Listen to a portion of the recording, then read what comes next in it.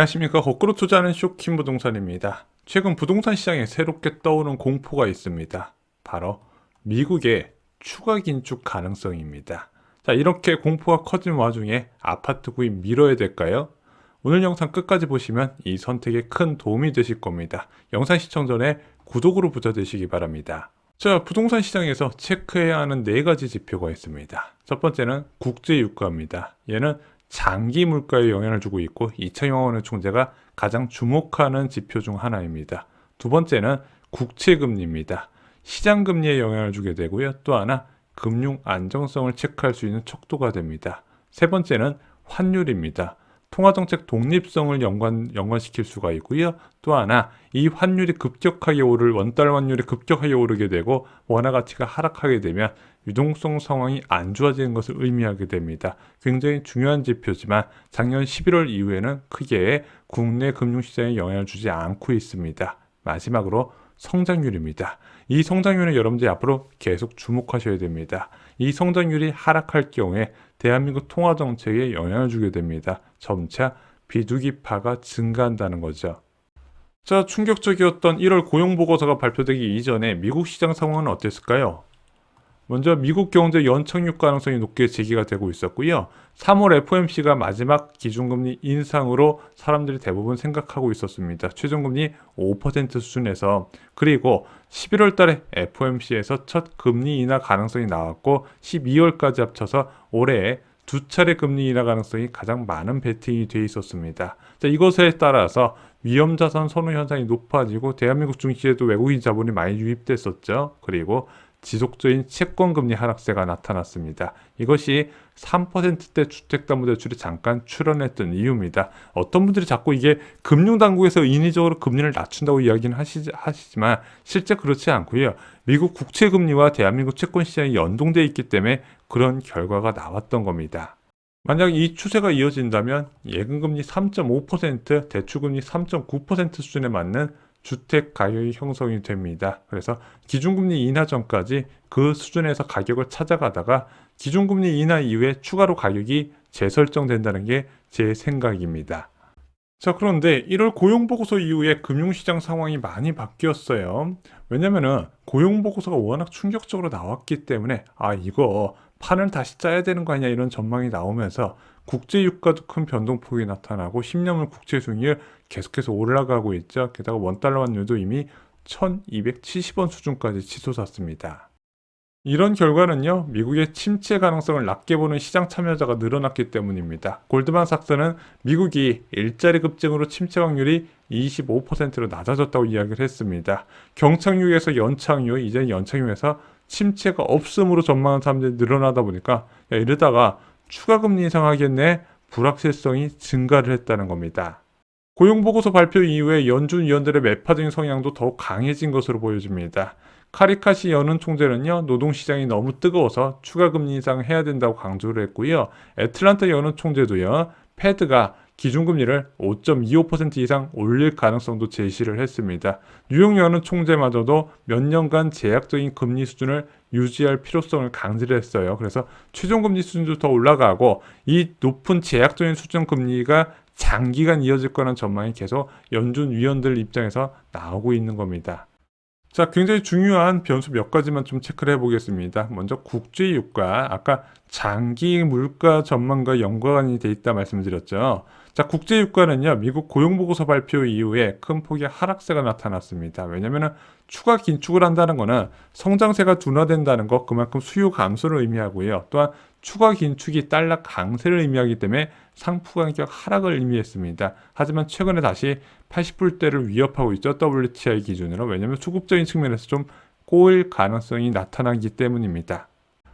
자, 두 번째는 환율입니다. 자, 환율 굉장히 중요하죠. 아까 통화정책 독립성과 연관이 돼 있다 말씀을 드렸습니다. 근데 미국 고용보고서 발표 이후에 환율이 굉장히 뛰고 있습니다. 원달러 환율 1270원까지 말씀을 드렸어요. 자, 그런데 이 환율이 단순하게 연준 긴축 하나만 지금 바라보고 올라가는 건 아니라고 말씀을 드리고 싶어요.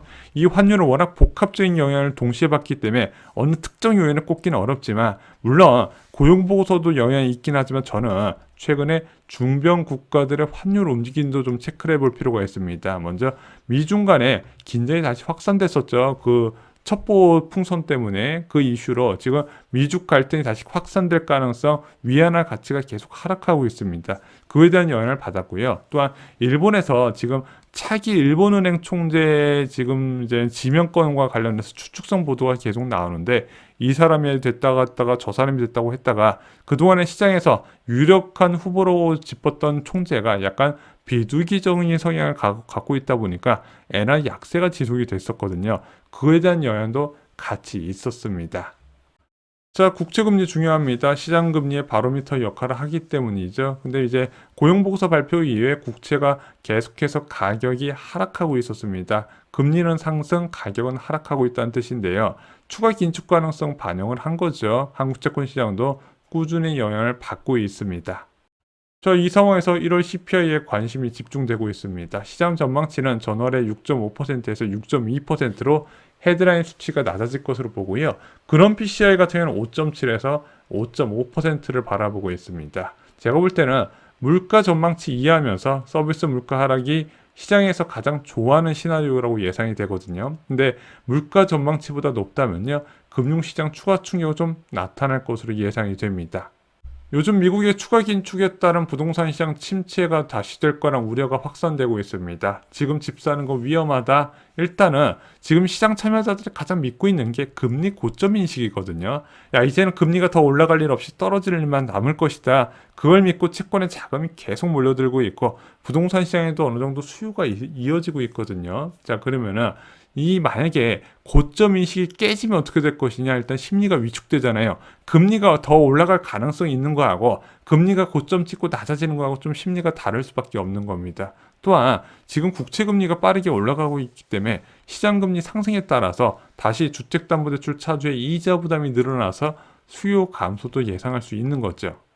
자, 그래서 오늘은 좀 안 좋은 시나리오를 좀 가정을 해보겠습니다. 미국에서 금리를 5.25%에서 5.5%까지 올린다고 예상을 해보겠습니다. 이 정도만 해도 지금 시장에서 예상하는 것보다 한두 차례 0.25%포인트에서 0.5%포인트 더 올리는 거거든요. 과연 이게 부동산 시장에 큰 충격을 줄 것인가? 여러분들이 이런 것까지 우려하면서 부동산 시장에 접근을 하지 말아야 될까 한번 생각을 해볼게요. 저는 세 가지를 좀 여러분들이 체크하셨으면 좋겠습니다. 첫 번째, 한국은행이 미국 추가 긴축에 따라갈까 하는 부분이죠. 두 번째는 한국은행의 추가 금리 인상이 추가 폭락을 부를 수 있을 것인가. 마지막으로 4월부터 나오는 물가 지표도 여러분들이 꼭 고려를 하셨으면 좋겠습니다. 하나하나 살펴볼게요.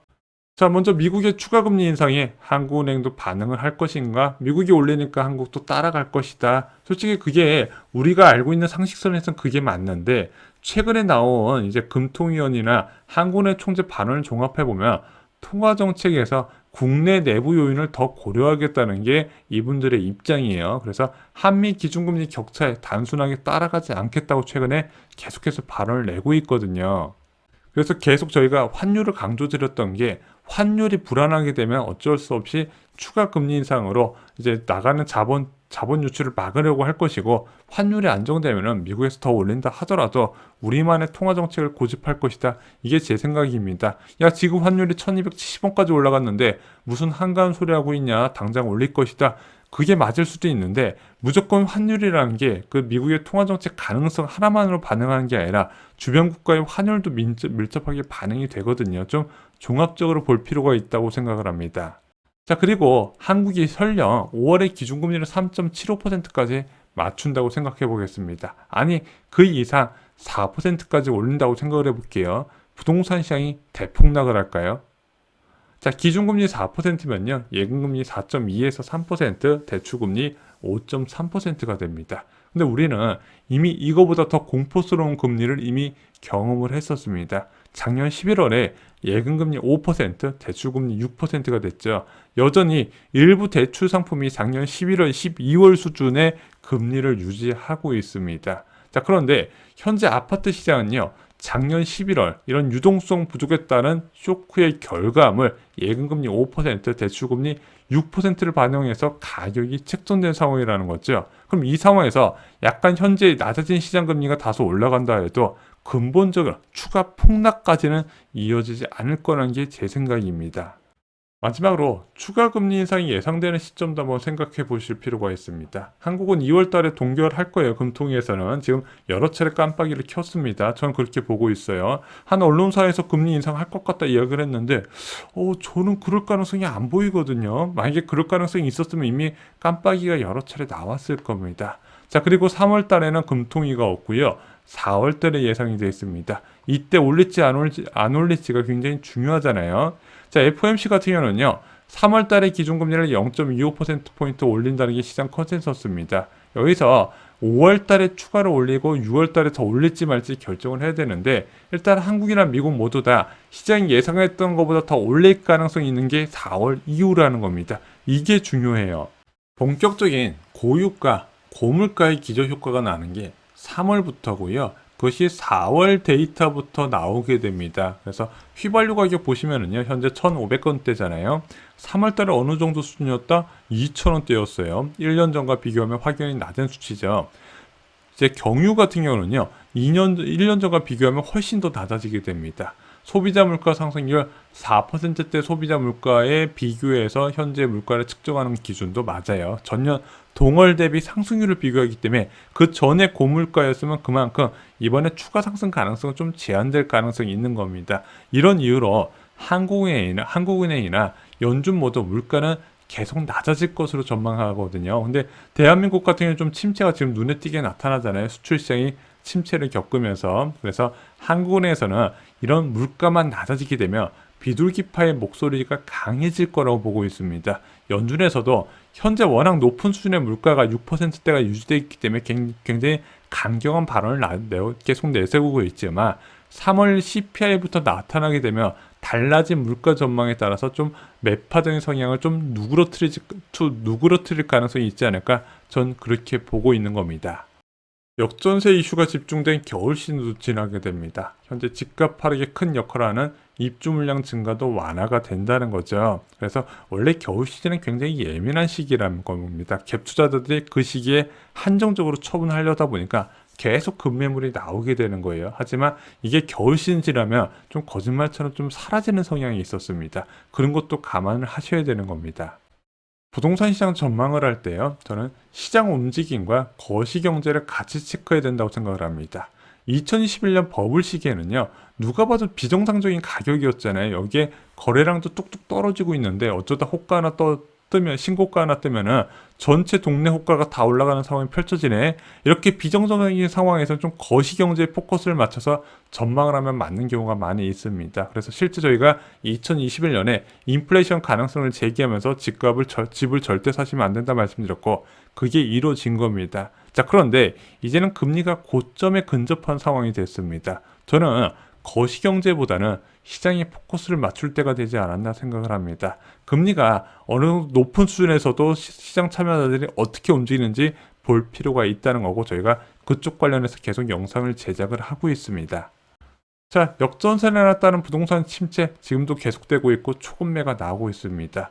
부동산 침체 시기의 초급매는요, 누가 잘 잡느냐의 싸움이라고 말씀드렸습니다. 저희 서적 역전세 대란에 보시면요, 급락할 지역 단지들이 나와 있습니다. 여기서 기회를 잡으셨으면 좋겠습니다. 이상으로 영상 마치겠습니다. 좋아요, 구독, 공유 꼭 부탁드립니다. 감사합니다.